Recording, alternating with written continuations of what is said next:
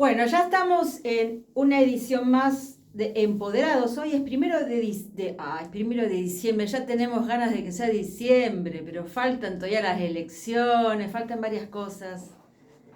1 de noviembre del 2023 y con el auspicio de Maruca Pasión, con su emprendedora. Hoy estoy muy emocionada porque el tema que voy a tratar es muy fuerte. Rosa Klosnitsky es la titular de este emprendimiento de belleza para la casa y para compartir con otros, que es Maruca Pasión. Y Ferrecom, que es materiales de construcción y de ferretería, cuya copropietaria es Albina Correje. Gracias, son amigas, me apoyan, me motivan y la verdad es que es una bendición poder estar en este lugar, que es la Radio Cuñapirú, en Aristóbulo del Valle, con la ayuda de Cristian Singh, porque no cualquiera puede estar en este espacio para brindar un servicio que es informativo, pero también es para hacernos pensar y para motivarnos a ver qué más puedo hacer para mejorar mi calidad de vida y la calidad de vida de los demás. Y uno de los temas preferidos que tenemos las mujeres cuando nos juntamos a hablar, cuando nos conocemos, es la maternidad.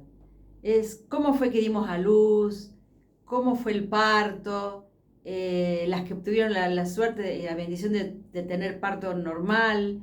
En mi caso, intenté 2 veces con mis primeros hijos el parto normal, con todo el proceso normal de un parto, pero sin poder lograrlo.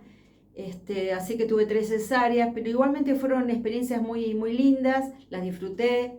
La maternidad siempre es un tema que nos hace bien como mujeres, porque nos hace sentir empoderadas. Lo logré.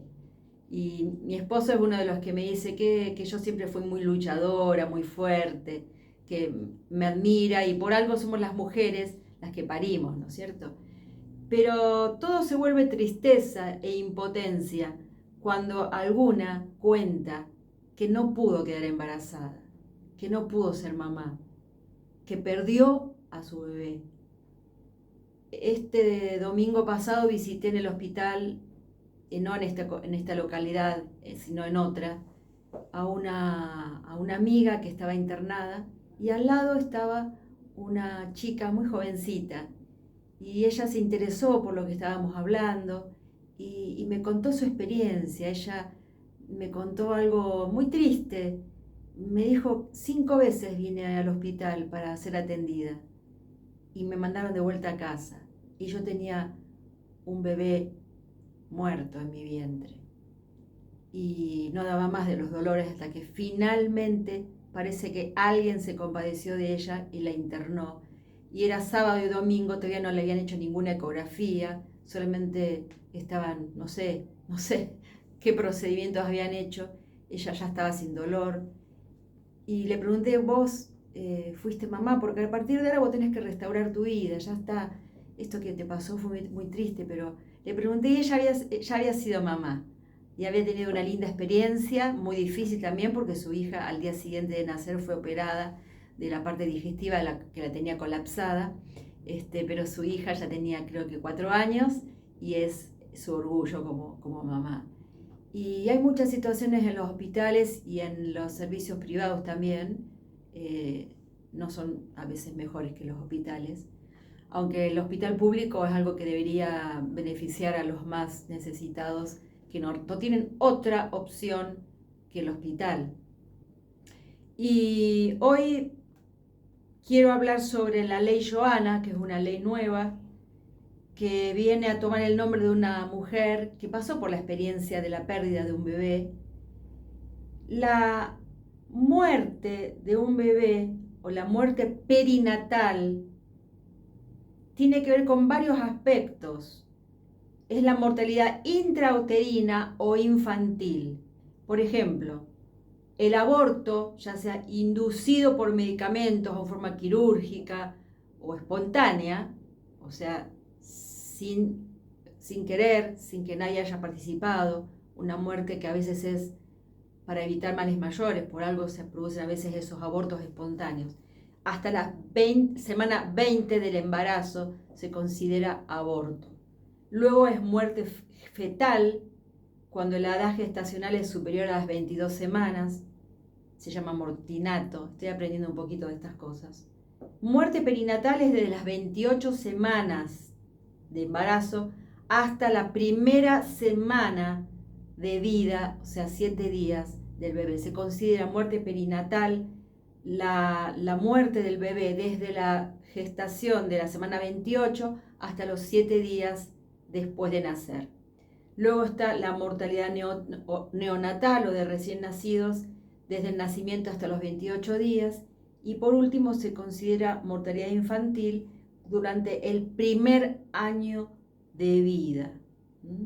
Esos serían los datos que les puedo dar acerca de este tema. Y hoy quiero hablar sobre no al maltrato obstétrico. Me quiero sumar a la lucha de muchas personas, especialmente mujeres que han pasado por experiencias. En mi caso, yo tengo la experiencia de una amiga que se sumó a la lucha en contra de la violencia. Ella le llama violencia obstétrica. A veces es violencia, a veces es maltrato, a veces es abuso. Ella le tocó vivir la experiencia de su propia hija, que cuando le hicieron la anestesia, el anestesista, que es un especialista en el cual uno pone la vida en sus manos, estaba pasado de copas y le puso más anestesia de la que la paciente, la mamá que estaba por dar a luz, necesitaba, y esto no trajo consecuencias en el bebé. En este caso no hubo problema de bebé, pero la mamá jovencita, perdió la capacidad de escuchar. Ella quedó con una discapacidad de no poder escuchar, y a pesar de eso se superó, se convirtió en una profesional universitaria y ejerce su profesión aún con esa discapacidad.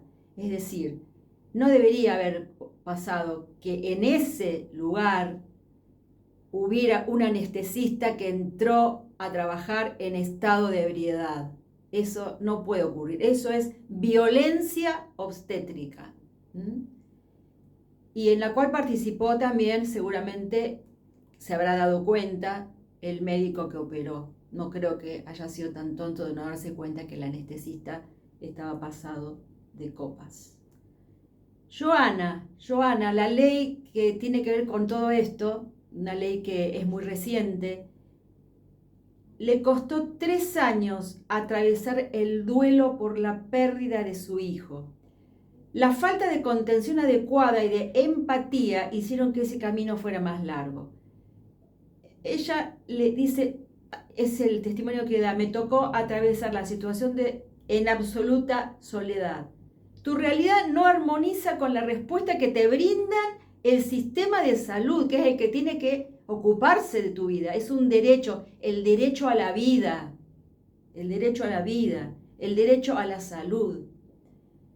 Me decían que no era para tanto, que por suerte no me lo había llegado ese momento a llegar a mi casa, que mejor que fue antes y no después, que ya iba a tener otro bebé. Me hablaban de la pérdida de un embarazo, eso dice Joana, como si hubiera perdido una llave. Dios mío. Joana Piferrer, una mujer que fue víctima de violencia obstétrica, inició una lucha hace muchos años y logró alcanzar la victoria, porque el 12 de octubre de este año, 3:37 en la Cámara de Diputados, oficializaron la ley Joana, que trata acerca de los derechos que se deben garantizar ante un caso de muerte perinatal. La norma es un producto de una iniciativa popular presentada en la Cámara de Diputados en 2022. Joana cursaba un embarazo completamente normal. Los únicos malestares que recuerda son los típicos. En la semana 33 arrancó con los monitoreos, los controles de salud que se hacen en el último tramo del embarazo. Su bebé tenía nombre, Ciro, y recibió en ese momento, a la semana 33, la peor noticia: el corazón del bebé había dejado de latir. A partir del momento en que el ecografista le dijo que si yo estaba sin vida, comenzó un camino tortuoso. Me llevaron a una sala de maternidad y me intentaron convencer de acceder a un parto vaginal cuando yo pedía una cesárea. Nadie me decía qué había pasado ni cuáles eran los procedimientos a los que debía someterme. No había explicaciones. Simplemente iban a hacer lo que acostumbraban. Solo recuerdo que en las otras habitaciones se escuchaba el llanto de los recién nacidos. Joana recuerda que cuando se negó al parto vaginal porque no estaba preparada, lo que siguió fue un enorme destrato. Entonces, esto deja de ser una urgencia. Vamos a planificar una cesárea para otro día, le dijeron. También recuerdo que tuvo privilegios, que por tener una amiga abogada logró contactarse con el director del hospital para pedir una intervención urgente. Eran las 12 de la noche y ella llevaba todo el día internada con su hijo muerto dentro del vientre. Los objetivos de la ley Joana tienen que ver con la obligación de los profesionales de la salud de capacitarse en la atención de los pacientes y los familiares que sufran una muerte perinatal, que puedan ser acompañados a atravesar y procesar el duelo por la pérdida y facilitar el tratamiento terapéutico y el acompañamiento que merece. La historia de violencia que sufrió la impulsora de la ley es muy fuerte y no es la única, por supuesto. A ella se sumaron, como le dicen ahora, todo un colectivo de personas que bregaron por esta ley. Entre las garantías enumeradas en la ley está esta, por ejemplo, las pacientes tendrán la posibilidad de tomar contacto con el cuerpo sin vida durante el tiempo que crea necesario y si cree que es necesario tomar contacto con el cuerpo de su bebé. Hay casos en los cuales le entregan al bebé en una bolsa de basura. Entonces, la madre y el padre tienen que tener el derecho de saber cómo y cuándo y cuánto tiempo van a estar en contacto con ese bebé para empezar a procesar su duelo. También tiene el derecho a pedir un acompañamiento psicológico en ese proceso de despedida. Podrán elegir ser acompañadas por una persona en particular e incluso no contar con ninguna compañía en medio del duelo. A veces es preferible estar solo que mal acompañado.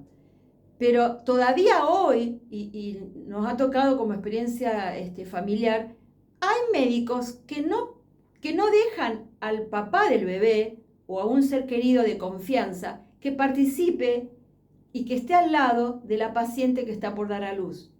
Todavía hoy hay médicos que se niegan. Ese es un derecho de la parturienta. Uno de los derechos que tiene la mujer gestante es a no realizarse exámenes o intervenciones que no tengan propósitos investigativos. Hablando de esto, me viene a la memoria el caso de una mujer afroamericana en el siglo XIX que fue objeto de intervenciones quirúrgicas sin anestesia y viva. Le hicieron no sé la cantidad de intervenciones quirúrgicas y el médico ginecólogo que hacía esas intervenciones quirúrgicas en el cuerpo de esta mujer afroamericana, que no le ponía anestesia, él se llevó el galardón de ser el padre de la ginecología. Todavía lo honraron después de los atropellos, de la violencia que ejerció sobre esa pobre chica. Bueno, les dije, el tema de hoy es fuerte. El tema de hoy es fuerte. Valoremos la vida. Disfrutemos de los hijos, disfrutemos de ser padres, de ser madres, de ser padres, de tener un niño en nuestro hogar. Tomemos conciencia de la importancia de acompañar a nuestro hijo, no solamente en los primeros momentos, cuando todo es amor y mimo, sino también en los momentos más difíciles, cuando se vuelve adolescente y cuando queremos cerrarle la puerta de la casa y que haga lo que quiera con su vida porque ya me cansé. Yo un día le dije a mi hijo, yo no voy a renunciar a ser madre, a ser tu madre, aunque me cueste. No voy a renunciar a ser la madre que vos necesitas. Así que le voy a pedir a Cris que nos pase un tema que tiene que ver con esto, con la paternidad.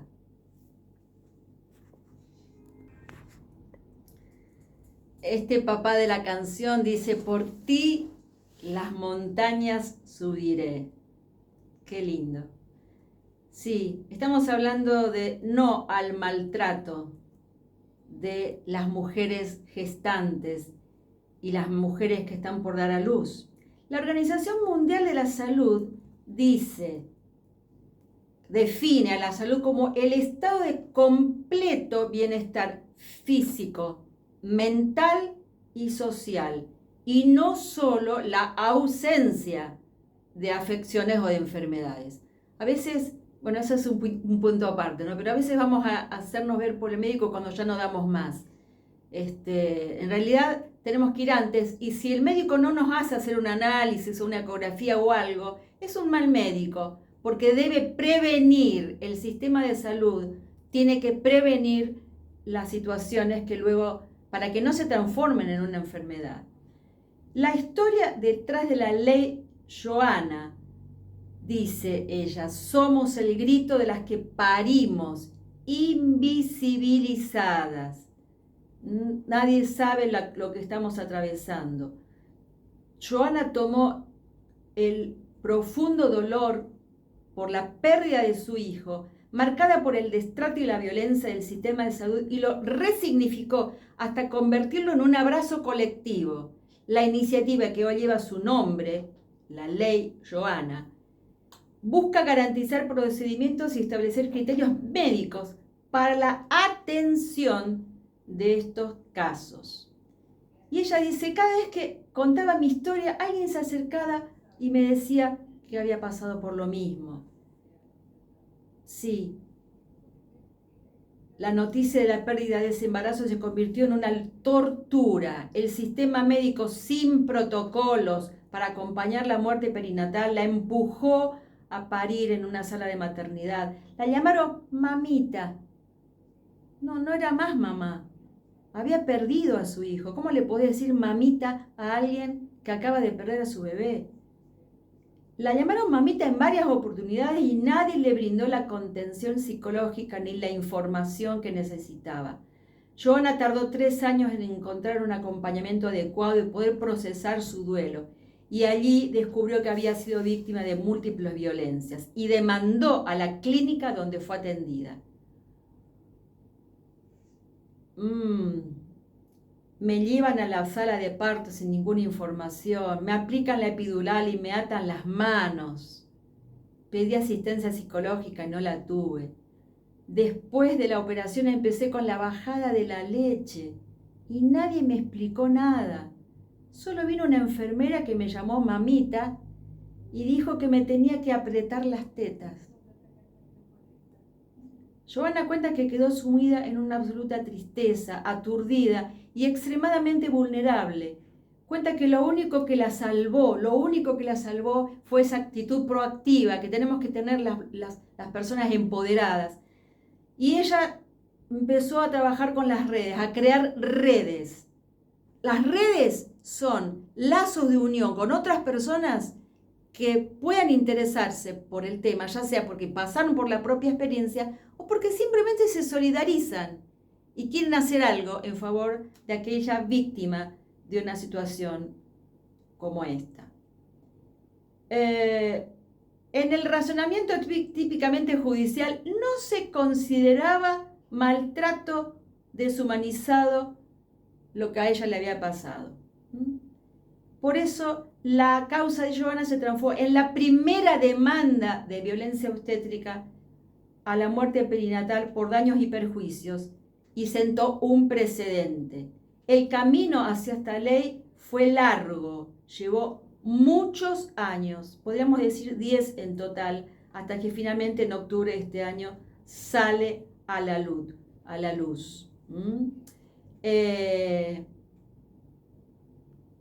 En el camino por el proyecto de la ley se crearon redes entre psicólogas también perinatales, abogadas, organizaciones de mujeres de diferentes espacios políticos y se juntaron más de 5.000 adhesiones.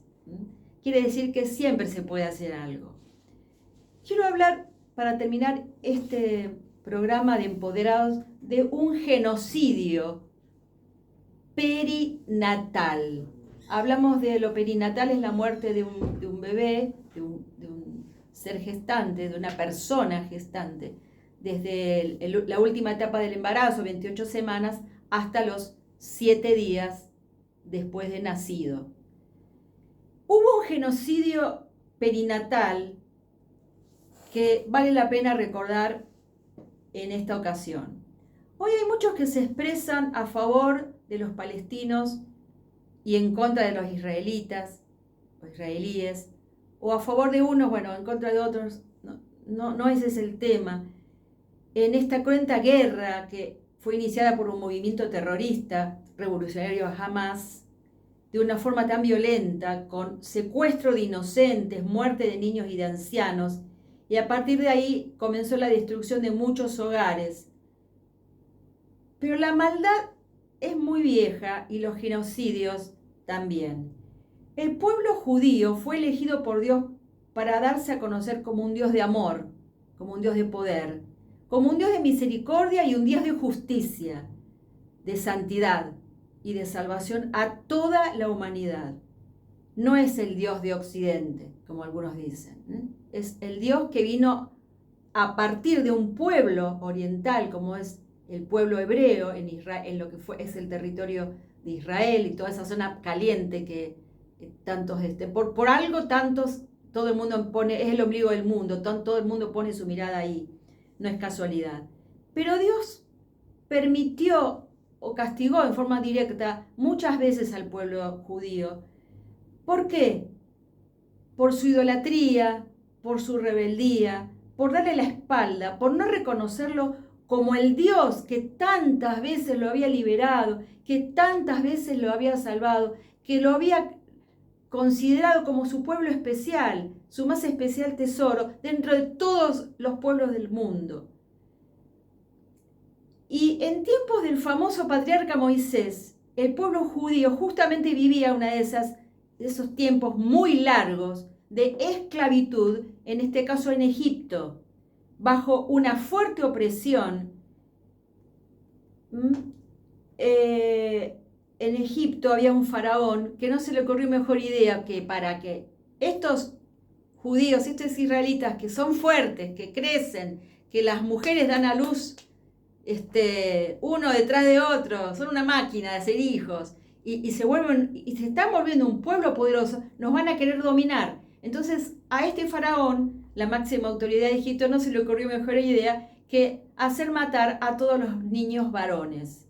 Los tiraban al río Nilo, que es el río principal de Egipto. Lo tiraban al río para que se ahogaran. Pero hubo una mujer llamada Jocabed que se resistió a la violencia perinatal.